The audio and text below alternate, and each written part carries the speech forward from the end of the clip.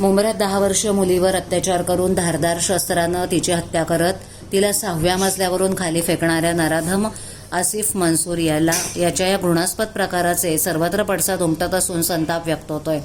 भाजपाचे कोकण पदवीधर मतदारसंघाचे आमदार निरंजन डावखरे यांच्या समवेत शेकडो नागरिकांनी बुधवारी मुंब्रा पोलीस ठाण्यात धडक दिली। तसंच हा खटला फास्ट ट्रॅक कोर्टात चालवून नराधमाला फाशीची शिक्षा देण्याची मागणी केली। यावेळेला आमदार डावखरे यांनी मुंब्र्यातील ड्रग्जसह अवैध कृत्यांचा पाडाही वाचला। मुंब्र्याच्या ठाकूरपाडा परिसरात सोमवारी 10 वर्षीय मुलीचं अपहरण करून अत्याचार करत तिला 6व्या मजल्यावरून खाली फेकल्याची संतापजनक घटना घडली। मुंब्र्यात हिंदू संघटना आक्रमक झाल्या आहेत। माणुसकीला काळीमा फासणाऱ्या या घटनेच्या निषेधार्थ मुंब्र्यात शेकडोंच्या संख्येनं नागरिक रस्त्यावर उतरले। आमदार डावखरे यांनी तातडीनं मुंब्र्यात धाव घेतली। तसंच पोलीस उपायुक्त सुभाष बुरसे आणि वरिष्ठ पोलीस निरीक्षक अनिल शिंदे यांची भेट घेऊन चर्चा केली।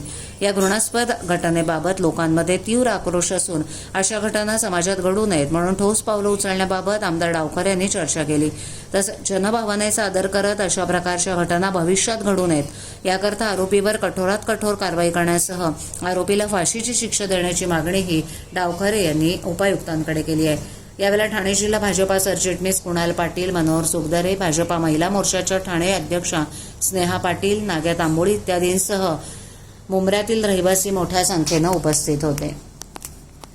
बुरसे साहेबांची भेट घेतली आणि याच्यामध्ये कालपासून सातत्याने ही मागणी आमच्या सगळ्यांची आणि सर्व लोकांची आहे की याच्यामध्ये कडक शासन या आरोपीवर झालं पाहिजे, जेणेकरून याच्या पद्धतीची अशा प्रकारची कुठलीही घटना होता कामा नये। लोकांना याच्यामधनं एक चांगला संदेश गेला पाहिजे आणि DCPंनी आम्हाला आश्वासित केलेलं आहे। याच्यामध्ये त्यांनी कठोरमधली कठोर जी कारवाई होऊ शकते त्याच्या संदर्भातली सेक्शन्स या इकडे टाकलेले आहेत। जनभावना जी आहे त्याच्यामध्ये समोर जो त्याच्यामध्ये दोषी आहे त्याच्यावरती फाशीची कारवाई झाली पाहिजे, हीच मागणी आमच्या सगळ्यांची आहे। तर या संदर्भात आपण माहिती घेतलेली आहे। मुख्यमंत्र्यांशी आपण बोलणार का?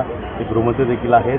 ज्या पद्धतीनं बदलापूरची घटना घडली, त्यानंतर इथली घटना घडली, मुलीची निर्गुण हत्या केलेली, बलात्कार करून हे प्रकार कुठेतरी थांबायला नाही पाहिजेत आणि यासंदर्भात काय चर्चा करणार आहात? निश्चितपणे हे अशा प्रकारची घटना ही कोणालाही मान्य नाही आणि अशा प्रकारच्या घटना या निश्चितपणे थांबल्याच पाहिजेत।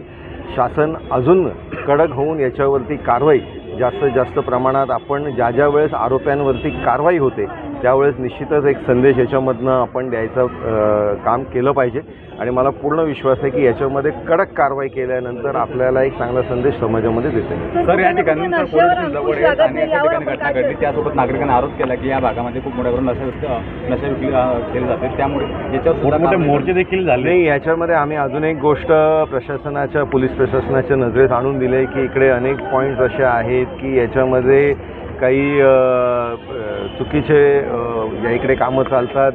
ड्रग्सच्या संदर्भातलं असेल किंवा नार्कोटिक्सच्या संदर्भातलं असेल, याच्यामधले काही पॉईंट्स आमच्याही कार्यकर्त्यांनी या इकडे पोलिसांच्या निदर्शनास आणून दिलेत। याच्यावरती कडक कारवाई होणं गरजेचं आहे, त्या दृष्टिकोनाने कारवाई होईल। सर, आपल्या कार्यकर्त्यांनी सर याच्या आधी पण निवेदन दिले, मात्र पोलीस त्यावर ॲक्शन घेत नाही असं सुद्धा कार्यकर्ते मग आणि बऱ्याच पक्षांच्या असतील किंवा इथले नागरिक येत आहेत त्यांची मागणी आहे की एक तर फाशी व्हावी तर आमच्या ताब्यात द्या। हा संताप आहे। निश्चितच लोकांमध्ये प्रचंड मोठ्या प्रमाणात संताप आहे आणि त्याच्यामुळे फाशीची शिक्षा या आरोपीला झाली पाहिजे, हीच मागणी ही सर्वसामान्यांची आणि आमच्या सगळ्यांचीच आहे। सर, मुख्यमंत्र्यांनी मध्ये ड्रग्सवर कडक कारवाईची मागणी केली होती, परत यावर कसला अंकुश कशा प्रकारे लावणार? याच्यामध्ये जास्तीत जास्त कारवाई ड्रग्सचे जे पॉईंट्स आहे जिकडे या संदर्भातले लोक बसतात त्यांच्यावरती पोलीस प्रशासनाने जास्तीत जास्त कारवाई केली पाहिजे। आता आम्हाला जी माहिती दिली की मागच्या वेळेसपेक्षा आता त्या लोकांनी जास्त पकडलेत, पण याच्या गोष्टीवरती आळा बसला पाहिजे,